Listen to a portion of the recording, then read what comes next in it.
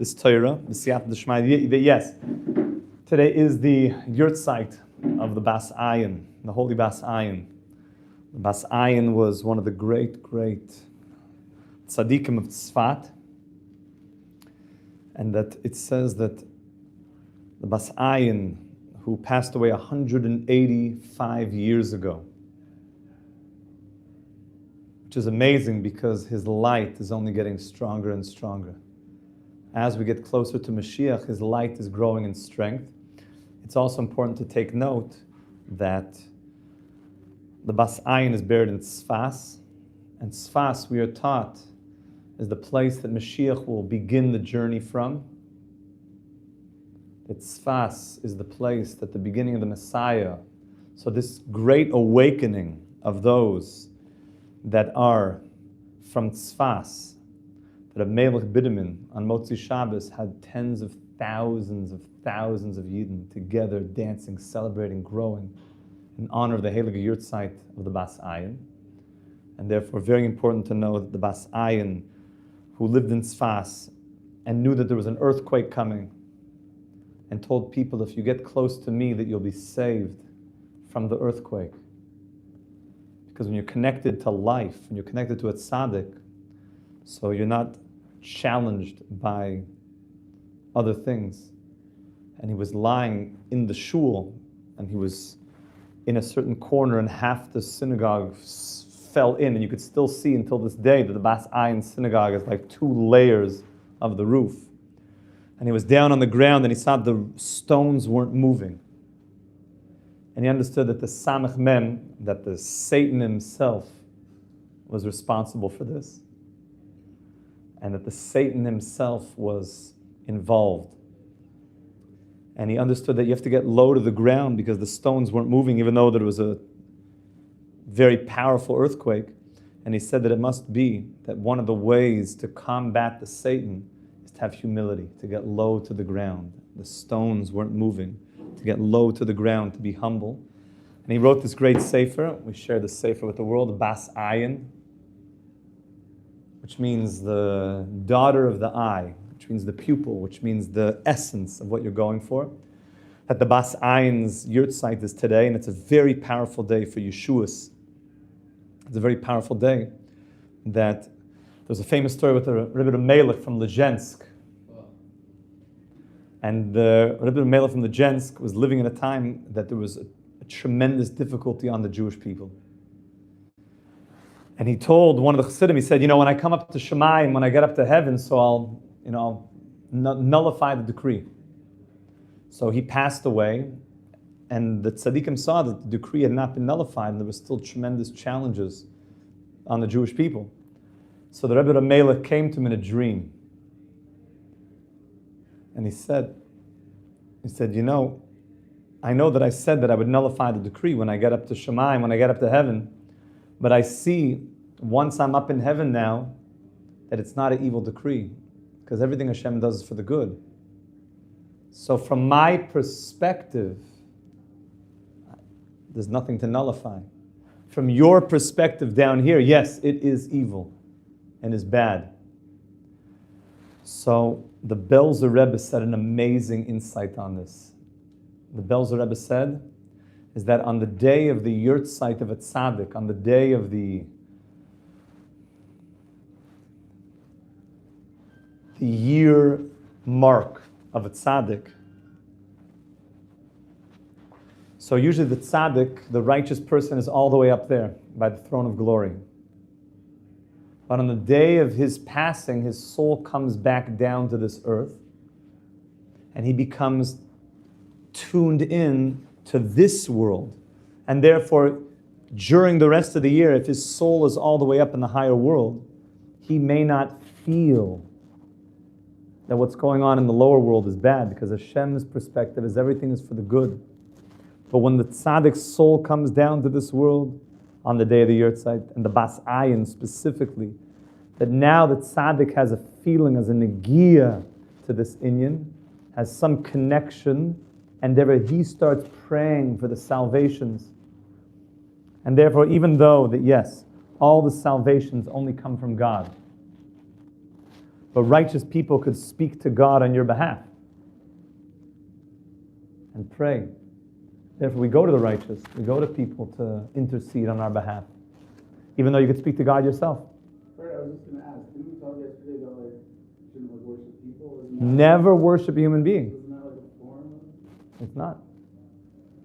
Imagine somebody, God forbid, has to go to court, and he doesn't know how to represent himself.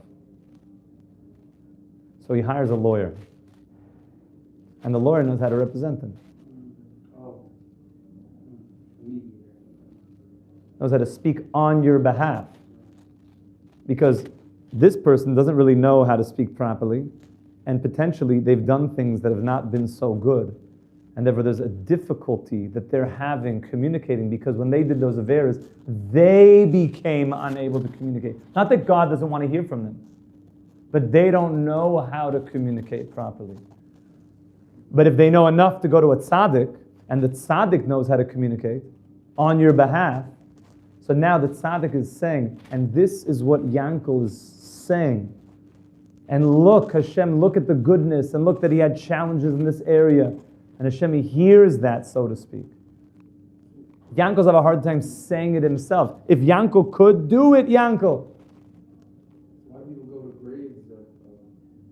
Isn't that like, you're going to graves, somebody has that? As we say that a person who's a righteous person is alive even once they die.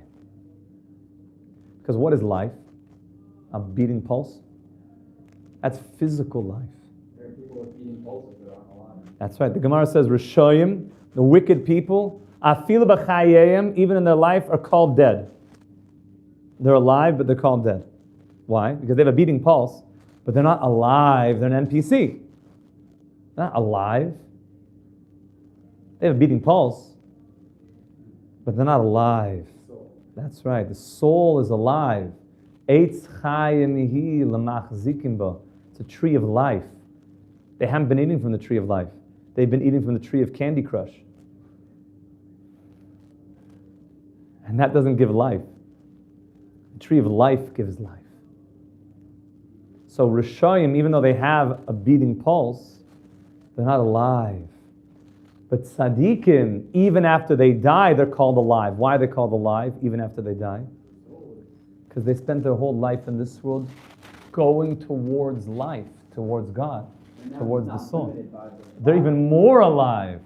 In the words of Rav Kook, death is called his gabrus achayim. Death is called the strengthening of life. Death is called the strengthening of life. Death is called the strengthening of life. I wonder how many people feel alive. What do you think? I mean real life. Right. I'm going to say, like, people feel alive doing, like just playing Candy Crush. They tell themselves they feel alive doing that, but they really don't. It's always interesting. Like after a guy has a good session of Candy Crush, so like 3 hours later he looks up and he's like, oh, I don't feel so good. A lot of times people feel this when they go to the movies. Like while they're watching the movie, they're like, wow. They're like on drugs. And then the lights go on like, oh, Doritos, popcorn, all like the candy, the Sour Patch Kids sugar. Your sneakers are sticky from the spilled Coke from the guy next to you. Thumbs covered in Butterfingers. Yeah, Butterfingers. And you're like, this. You feel the opposite of alive. Right. You feel gross. Yeah. So I think many people literally live so much of their life in this gross state of just ugh. So that's not alive. We want you to be alive. So I'm saying, is it possible? Like, if let's say someone goes to like a living tzaddik or someone like they're great, is it possible that it could be like a Avodah Zarah if he asks like the person for help? The person is never the source of salvation. They do. That's a problem. Okay. That's a problem. Like if someone goes to like a grave with somebody and says like, oh, please help me, like Rabbi, whatever. He can say to the person, speak to Hashem on my behalf. going to the grave and praying to the person. That is idol worship. Oh, but You can. That's called Der Shalamesim. Isn't that what people do? No, they don't. They don't go to a grave and say, "You are the source of my salvation." If they do, that's called idol worship. Right, so that's what I was. So that's what I was talking about. People do that. Okay. And that's a big prohibition. And there are, even though there's a long discussion, what exactly is the prohibition? What's called Der Shalamesim, which means to seek help from the dead. And it appears that there's certain things that people would do. They would put like bones in their throat and start speaking in tongues, and like some weird stuff. And they would like basically summon the spirit of the person. Okay, that is all usher.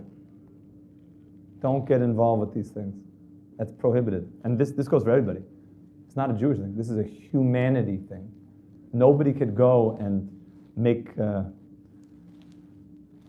spirits come back to life and then ask them for things as if they're the source of the salvation. Only God is. But a person is, yes, allowed to go and say, Zaidi, to speak, you can. We actually learned this from Kaleb ben Yefuneh. Went to Maras HaMachpelah in Hebron, the cave of the patriarchs, and he goes and he says, Avoisai, my fathers. He's speaking to them. And he's saying, Hashem, in the merit of my forefathers, help me, that I should be saved ma'atzas hameraglim, that I shouldn't fall prey to the spies that are coming and saying Lishna Bisha, saying Lashon Hara about Eretz Yisrael. I want to be connected to the life of Eretz Yisrael. Don't let me fall prey to their evil and terrible reports. Eretz Yisrael is ha'aretz toiv me'oid. It's very good. And they said not good things. So you can go, but yes, there is a prohibition against, God forbid, asking a person, a human being can never be worshipped. What about like certain like Hasidic sects that like Nobody could ever go and worship a human being. like aren't there don't some people do that? Like, If they do, then that's called idol worship. But there's nobody mainstream. Are there always, sadly, splinters and people that are doing things that are against the law? Sadly, yes.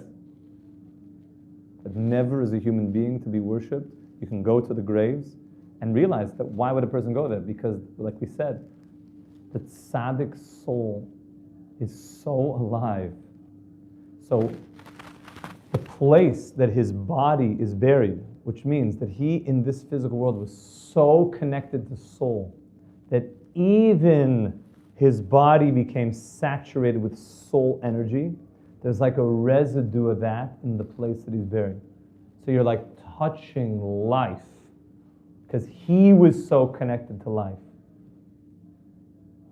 I never looked at it that. I always looked at it as like people go to these trips to like Ukraine and it's like. Hey, you went on one of those trips. Not to Ukraine, I went to Spa.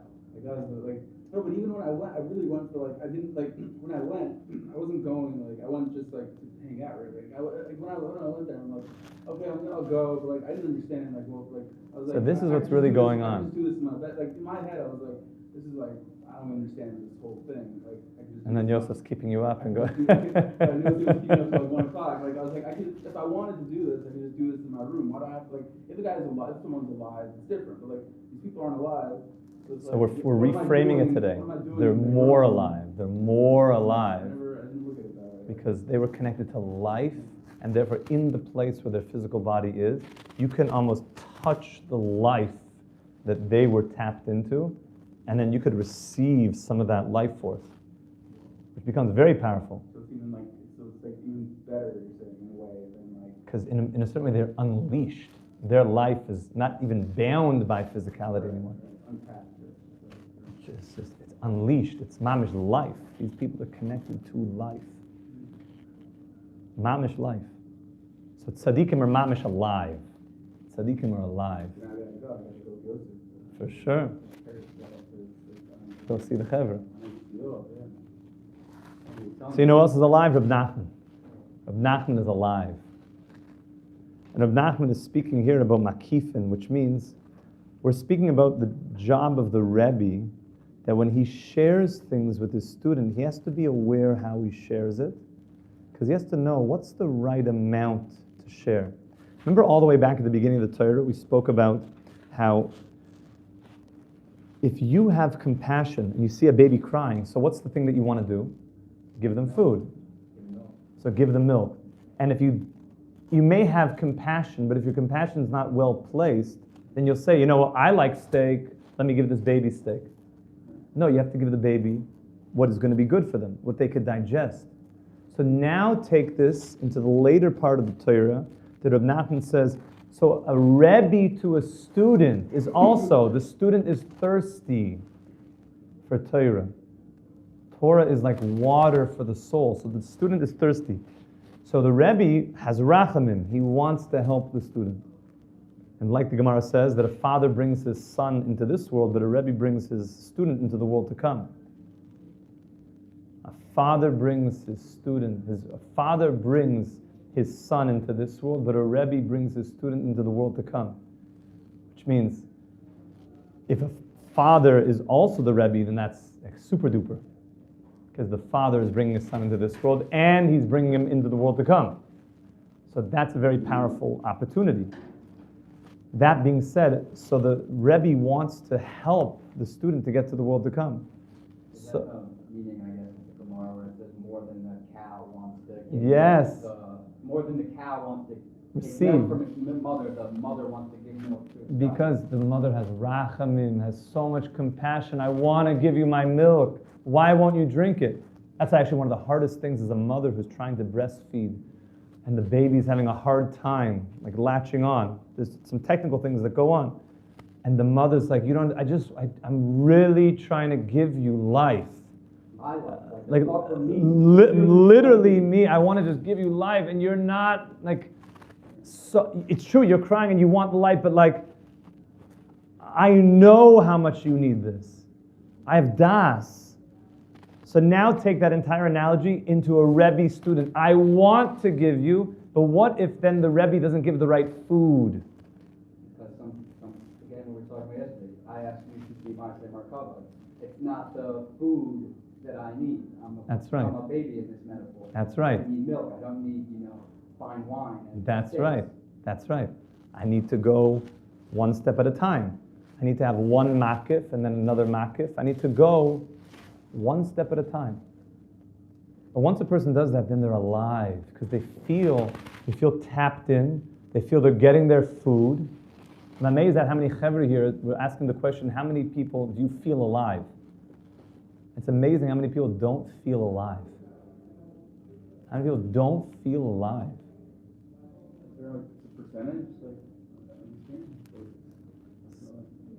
53% feel alive, 47% don't feel alive. We got to change that, because not feeling alive is NPC. An NPC, it's interesting because the reason why an NPC is such a deep analogy is because he doesn't even know that he's not alive. He thinks like this is life, I'm alive, like here I am, He thinks I'm in the game. He's so much more not alive because he thinks that, look, I have a role, I'm here. It's so sad. A lot of people don't even, so either the people that are saying no, I don't feel alive. You're saying no, though, that means you're already less. That's exactly. Exactly. Because you never even come to the conclusion, like the question wouldn't even be able to process. That's right. You saying no is, there's a certain amount of maturity there. I don't feel alive. It's sad. I know I can do better. That's right. Those that are saying yes, but their yes is coming from, yeah, I'm alive. Like, I support the latest thing. I'm alive. What do you mean? Like, I'm alive, Rabbi. Are you connected to life, to the source of life? Are you really connected to the source of life? So that's what it's all about. So here, and we'll have some questions from our chevra, here the idea is that Rav Nachman is pointing out when a Rebbe is giving food, is giving life to the student, he has to give it in a way that can be received. He can't come in and just say, you know what, everybody? Kabbalah, here we go. He has to give it in a way that it's like a baby drinking milk. And it's interesting because a baby, he'll get to Wagyu steak. It's just give it some time.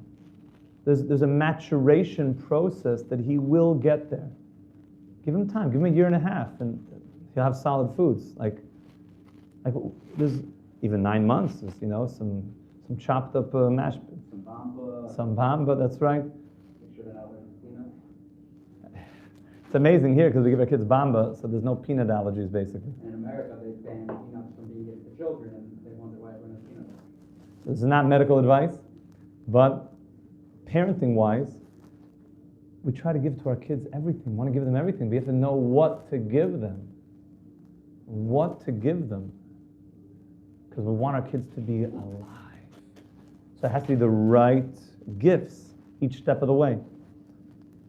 So this is what it means that there's makifin, there's higher things, but I need to know what's the right amount to give, what's the right amount to hold back. And if I do that in a healthy way, then I'm really growing a human being. I help somebody really come into themselves. So maybe a few questions, Menachem, from our dearest Chevra here. We're so happy to have everybody. It's always nice when people share which part of the world that they're learning with us from, which country. It's always nice. We have friends of ours from Romania, friends of ours from Scotland, friends of ours from Canada, from Japan, friends of ours from all over the world. And it's such an honor to grow together. So thank you very much. There's a question here about worshiping the devil. I have to tell you to stay completely away from worshiping the devil. And even though that might have been just a humorous comment, it's a very, very profound thing to be very careful to stay away from any devil worship, Satan worship. And even these things became almost like trendy and became like, goth and sort of like cool even, and anti-establishmentarianism and all this type of stuff. But be very careful because there's a slippery slope from just joking, culturally, I just wear the swag, to a person actually taking certain things seriously. And the only one to be worshipped is God. God is the only one to direct all of worship. No human being, and definitely not the devil. So thank you very much for the thought. Someone said, isn't Kabbalah literally devil reincarnation? Kabbalah is the furthest thing from that. Kabbalah is really the inner dimension of existence. So I'll give you an example. We have a body, and we have deeper a soul. So the people that you know at work, you probably relate to them more on an external way. Did they perform their work duties? You say pleasantries to them by the water cooler, by the coffee machine. You relate to those people in a more external way. And of course you're nice to them, but you're not sharing like deep secrets and deep feelings with a fellow employee when you're just trying to get a job done at work. That would be called the external part. That's very important. You have to live in a responsible, healthy way with people, going to work, having different healthy relationships. The Torah has that as well. It teaches us conduct, how to treat people, how to relate in the world, how to be civil, how to take care of responsibilities. But that's not the only dimension of life. When I have somebody that I want to get to know more than just as an acquaintance, so then there's a deeper layers, a deeper story of who they are, what they feel, what they yearn for, what their goals are for real, what they feel about the world to come and their soul. So even though I'm not going to talk to somebody about those things at work because we have other external practical things to do, but the inner dimension of those people are there. So the inner dimension of the Torah, which is the inner soul of the Torah, is called Kabbalah. So that would be I would call demystified way of understanding what Kabbalah is. Thank you very much for the question. Why don't Jews eat pork, and should other people also not? So the reason why we don't have the notorious PIG is because the notorious PIG, the Torah said, is prohibited. So the simple reason why not is because the Torah outlined certain animals that are not appropriate for us to eat. There are two signs that are necessary for an animal to be kosher to eat: split hooves and chew its cud. So it's interesting because certain animals actually have one of the two. A camel has one of the two. It doesn't have split hooves but chews its cud. But a notorious PIG has the opposite. It has split hooves, but it does not chew its cud, which means the PIG will come to you and put their hooves out and make you think that, look, I'm kosher. It will play a game with you. And it's interesting that Esav was compared to the notorious PIG. And therefore, he also made believe, look, Dad, I'm so holy. He went around, he said, how do you take meiser, tithes on salt? You're not chayiv to, you're not obligated to. Oh, he's so holy. He wants to take tithes on things you don't even need to take tithes on. How do you take tithes on straw? Whoa, you don't even need to take tithes on straw. He must be so holy. He was showing you his split hooves on the outside, but he was hiding the fact that he was rotten on the inside. And therefore, for a Jew, we consider that a terrible thing, to be not authentic. And therefore, that's a deeper reason, my friend, why we don't eat the notorious PIG. Like, I was probably been asked a million times, but didn't God make the He did. So God made heroin also, and he said to stay away from it. No, how could the pig tricking you? Because God makes all sorts of things that are deceiving. The snake is the greatest example. I mean, the internet. You got to be careful in this world. There are things that are here to test us. A person doesn't say, well, I got a pop-up notification on my phone that I should join this gambling app.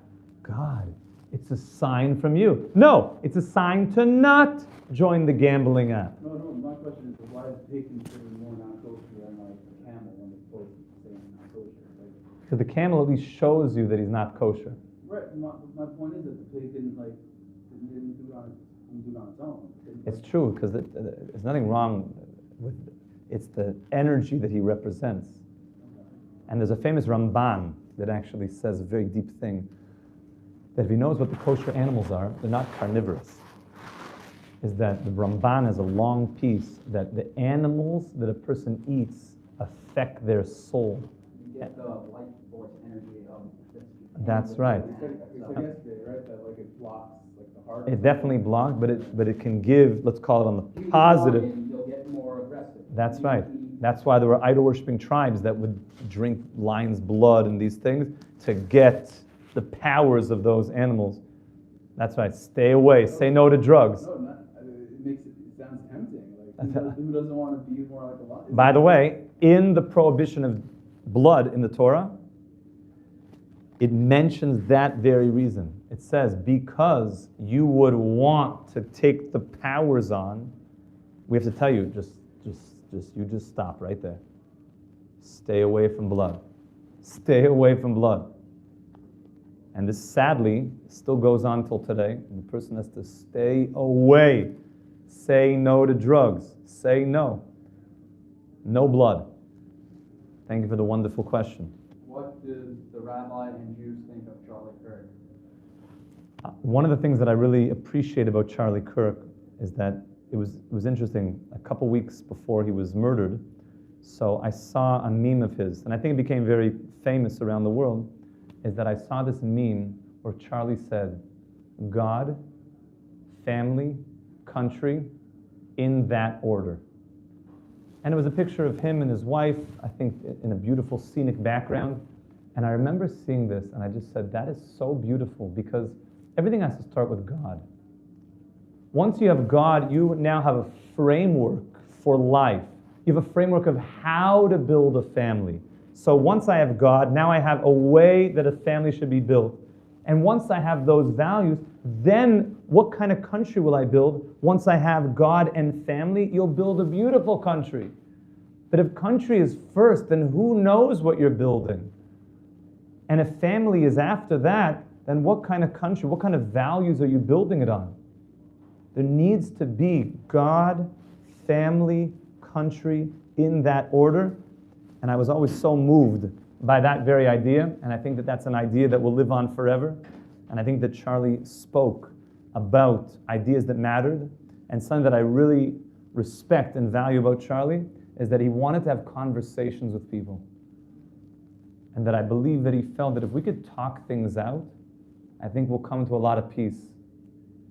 And I really believe that's a very, very important thing for us to do nowadays, is be able to have real, respectful conversation together. Thank you for the wonderful question. What does Judaism think of Islam? And if we believe in the same God, then why don't you become Muslim? So we believe in the same God, and we want us all to unite, my friends. And really the idea is that there should not be so much fighting. Islam, as we continue to speak about, has done so much good in bringing monotheism to the world. And therefore we see, as the Rambam teaches us, that this is a preparation for the great days to come. That the whole world, imagine trying to bring monotheism to a world of pagans. That would be exceptionally difficult. Here now we're bringing monotheism and we're bringing God consciousness, and it's filling the world. And therefore, my friend, we accept that there's different people in the world, and we celebrate different people in the world. And we are very happy that we have different ways of seeing the world, different people in the world. We celebrate that.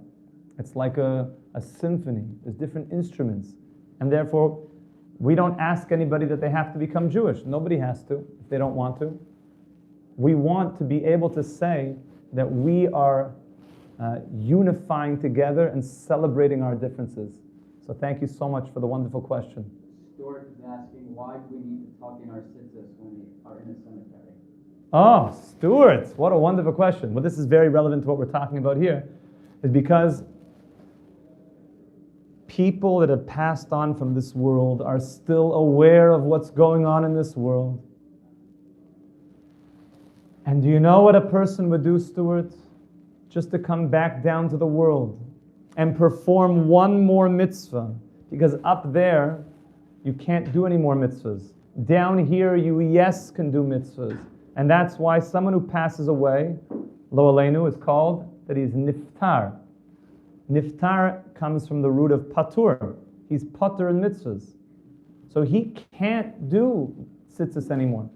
And therefore, if you come into a cemetery, Stuart, and the soul sees that you're in this world, and you're able to have tzitzis, there's a certain pain, loyag larash, that what that soul would do to come down and do a mitzvah for one more second. And thereby, in order not to pain the one who is passed on to the higher world, we tuck in our tzitzis. Thank you for the wonderful question, my friend.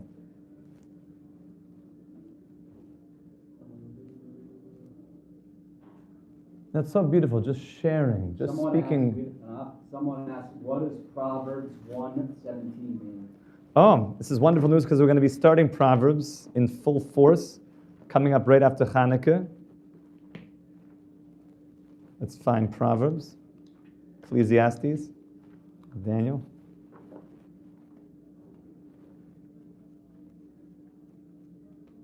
Oh. 1:17, they want to know? Yes. Ki chinam mizoyra haroshes bi'ene kol bal konof. For the net seems spread out with free bait in the eyes of every winged creature.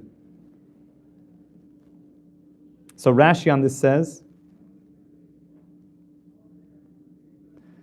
the blandishments of seducers is like the appetizing bait that hunters put in their nets. Unsuspecting birds partake as if it were a free feast. Which means be careful of the people that are putting out something that looks sweet, but really baiting you into something that's not so good? Thank you for the question, my friend. Is a full black talit mutter? And if so, why don't people use it more often? So it technically is. The strings, if it's fully black, maybe should also be black. But the idea is that it says in our teachings that God, so to speak, wrapped himself in a white talit, because the color white, or so to speak, the lack of a color, white, is identified with purity. It's identified with purity. And thereby, a talus is a source of purity. There's other things that we have that are black, and we love black. White is an idea of something like snow. That God made snow white. Is that snow comes down and is very fresh and is very pure. And it's symbolizing and hinting to a purity of us essentially going back. It's like white light that we've been speaking about, as white light goes through a prism, so it makes all the colors. But if you could trace the light back to its origin, it gets back to this brilliant white light. And inside that is all the colors, but it's before the colors are even revealed. So that's a place of purity. That's why a lot of tshuvas go back to the white. Go back to that state of white. Thank you for the wonderful question. Someone wants to know, why do you wear a yarmulke and not a do-rag? I'm just trying to give you advice at this point. A do-rag. Said you do better with a do-rag, you get more ladies. So, it's funny, somebody asked Rabbi Dober, he has in his book, a dear friend of mine, Rabbi Dober, so, he has in the beginning of his book, like some pictures from when he was hiking across Eretz Yisrael, and like in his time in India, and his time in the Shaolin Temple, and he was clean shaven. So somebody asked him, they said, Rabbi, like why do you have a beard? Like, you look so much better without one. He's like, yeah, that's why I have a beard. I'm a married man, and I'm not into now looking good. So, meaning, you have to be presentable, you have to take care of yourself, but that people are just look maxing all the time, that's not going to give a person deep happiness. You're getting baited, Rabbi Basayan. They're baiting you. Don't let the looks maxers tell you that if you don't put X amount of testosterone and pay all that money for the jaw adjustment and make sure that you have a 1.6 to 1 ratio of your shoulders Fibonacci to your waist, because if you don't have the magical ratio, then you're clipped. It's not true, Rabbi Basayan. It's not true. It's not true. They're lying to you. Rabbi Basayan, have a wonderful day. We're continuing.